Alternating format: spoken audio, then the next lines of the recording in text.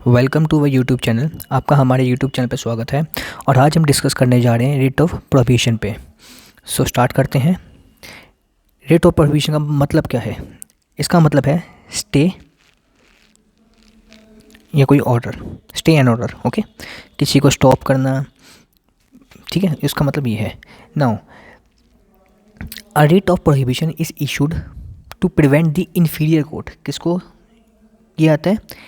Inferior court को, ठीक है।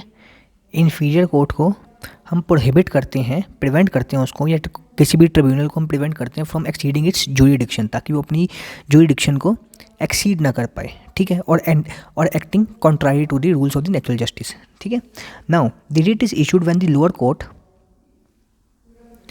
और bodies tries to transgress the limit और the power vested in it, यानी अपनी ज्यूरिडिक्शन जो उनको ज्यूरिडिक्शन नहीं दे रखी उससे बढ़कर काम करती हैं, ठीक है। जैसे ज्यूरिडिक्शन यहाँ पे हमारी जो ज्यूरिडिक्शन होगी वो हमारी टेरिटोरियल ज्यूरिडिक्शन भी होगी, और साथ में पिक्यूनियरी ज्यूरिडिक्शन भी होगी, और साथ में हमारी सब्जेक्ट मैटर ज्यूरिडिक्शन भी होगी, ठीक है। ये तीनों तरह की ज्यूरिडिक्शन होगी। जब कोई भी कोर्ट इन तीनों ज्यूरिडिक्शन को एक्सीड करके कोई भी काम करेगा या कोई भी ऑर्डर पास करेगा, तो हम जो एग्री पार्टी है वो रिट ऑफ प्रोहिबिशन लगा सकती है। सिंपल भाषा में ये है। It is the writ issued by the, किससे होती है? सुपीरियर कोर्ट, यानी हाई कोर्ट अंडर आर्टिकल 226, या हमारी सुप्रीम कोर्ट अंडर आर्टिकल 32, ठीक है। किसको होती है? To the lower court that is giving the order of passing any order in which they are not having jurisdiction. Okay, after the issue of the writ proceeding in the lower court comes to stop, ठीक है, जो भी proceeding चली थी उसको हम रोक देंगे।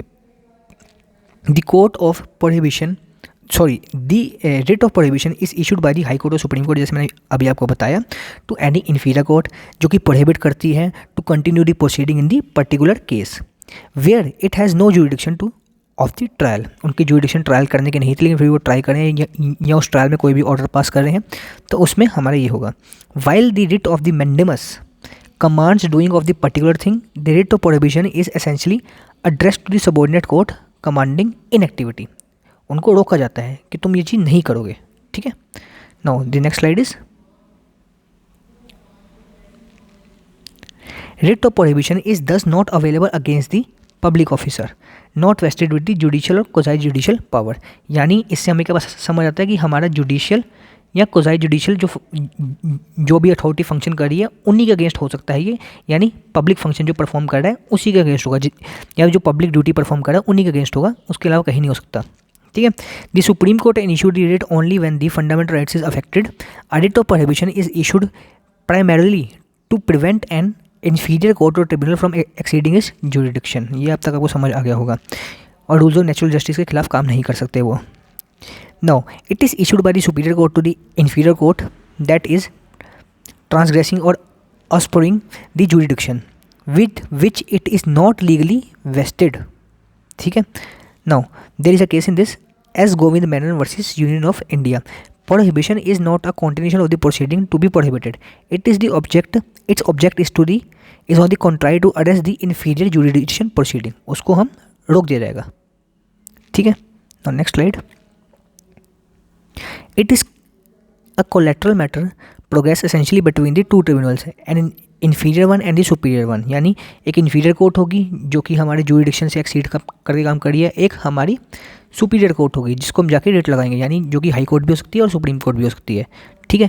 Now the inferior court can be the court और द ट्रिब्यूनल, दोनों हो सकते हैं हमारे, ठीक है। Now the writ can be issued only when the proceeding are pending in the court. इससे क्या पता चला आपको कि प्रोसीडिंग मस्ट बी पेंडिंग, यानी डिसाइड नहीं होनी चाहिए। अगर वो डिसाइड होगी तो वो हमारी रिट ऑफ सर्चरी लगेगी। जब तक वो पेंडिंग है तब तक हमारी रिट ऑफ प्रोहिबिशन लगेगी, ठीक है। When the court before whom the matter is pending has ceased to exist, is that condition to the writ of the prohibition will not lie because there can be no proceeding upon which it can operate, ठीक है। इससे क्या पता चला आपको कि अगर वो court has cease to exist तो हमारा प्रोहिबिशन नहीं लगेगा, क्योंकि वो कोर्ट ही सीज होगी जिसके पास प्रोहिबिशन है, जिसके पास अब ज्यूरिडिक्शन है ही नहीं, वो सीज हो गई है, तो अब नहीं लग सकता वहाँ पे, ठीक है। हम रिट ऑफ प्रोहिबिशन नहीं लगाएंगे जब कोर्ट हैज़ नो ज्यूरिडिक्शन और has cease the jurisdiction, okay. Now The writ is issued by the higher judicial body to lower authorities in order to restrict their use of the power because they have extended their jurisdiction to act. ये आपको अब तक समझ आ गया होगा. The writ also ensures that any government official does not act unfairly, यानी natural justice के खिलाफ काम नहीं कर सकता वो.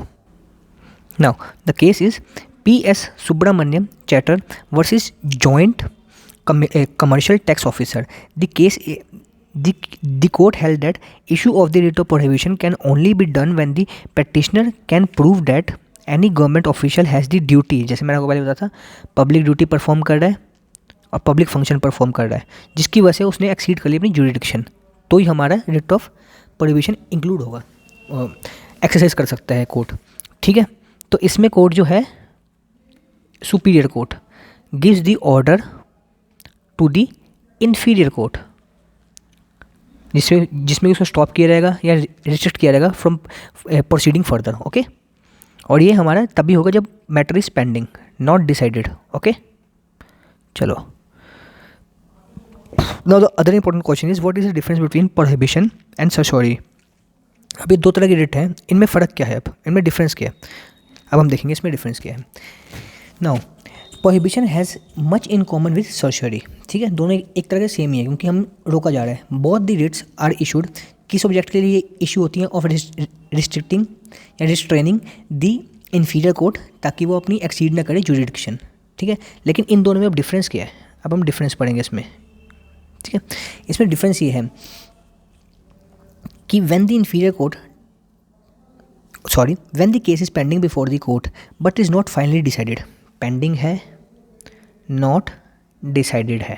ठीक है, नॉट डिसाइडेड और डिस्पोज्ड ऑफ, तो सुप्रीम कोर्ट जो है वो तब भी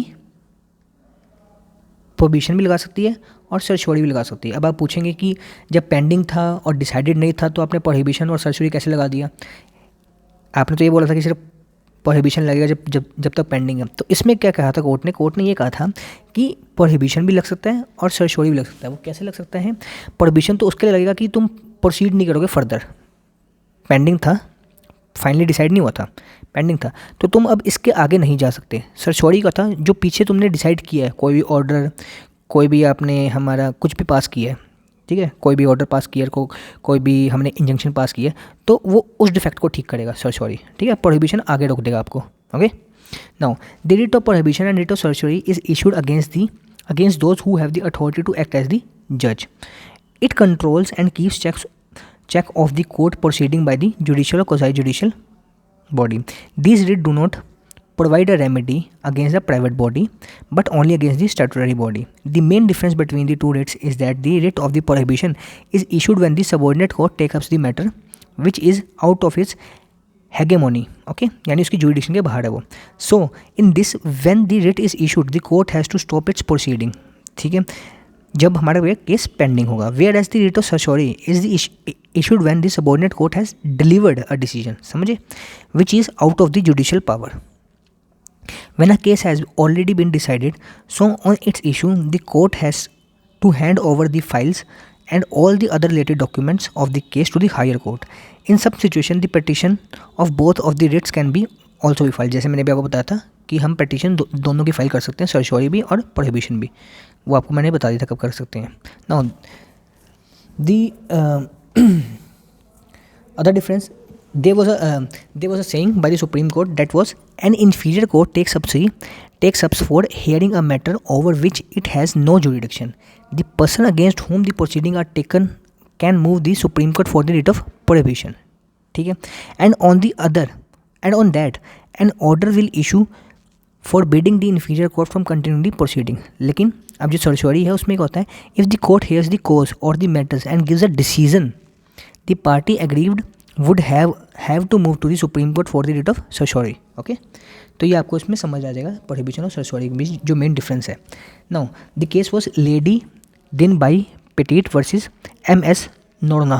Okay, now the issue of the writ of jurisdiction by the High Court was in question and the judge gave a conclusive decision. In this case it was decided that the High Court has no jurisdiction to issue the writ of the prohibition.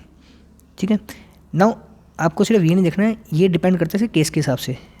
ठीक है, ये भी discretionary power होती है और ये भी case to case depend करती है। Now Radhe Shyam versus Chhabinath, this case further define the jurisdiction of the writ of prohibition and the जज increase the power of the high court for the issue of the writ by the overruling the judgement that was given in Suryadev Rai versus Ramchandra Rai, where before the High Court does not have the right to issue the writ of prohibition because before only states which were known as the presidency states they only had the power to issue the writ of prohibition, certiorari और mandamus। पहले क्या होता था, जब हमारी presidency states थी उनके पास सिर्फ क्या पावर थी, प्रोहिबिशन, certiorari और mandamus इशू करने की। And state which are not counted under the presidency states has no jurisdiction, जो हमारी प्रेसिडेंसी स्टेट्स के अंदर नहीं आ रही थी उनके पास ये प्रोहिबिशन, certiorari और मैंडेमस पास करने की या ऑर्डर करने की अथॉरिटी नहीं थी, उनके पास सिर्फ हैबियस कॉर्पस और क्यो वारंटो थी। ठीक है, तो इस केस के बाद, राधे श्याम के बाद, हाई कोर्ट को भी हर तरीके की अंडर आर्टिकल 226 उनको हर तरीके की रिट पास करने के लिए या ऑर्डर करने के लिए उनकी अथॉरिटी आ गई। ठीक है, so that's all for the day. Thanks for watching our video. Do like and subscribe our channel for more such videos and shorts. Thank you very much.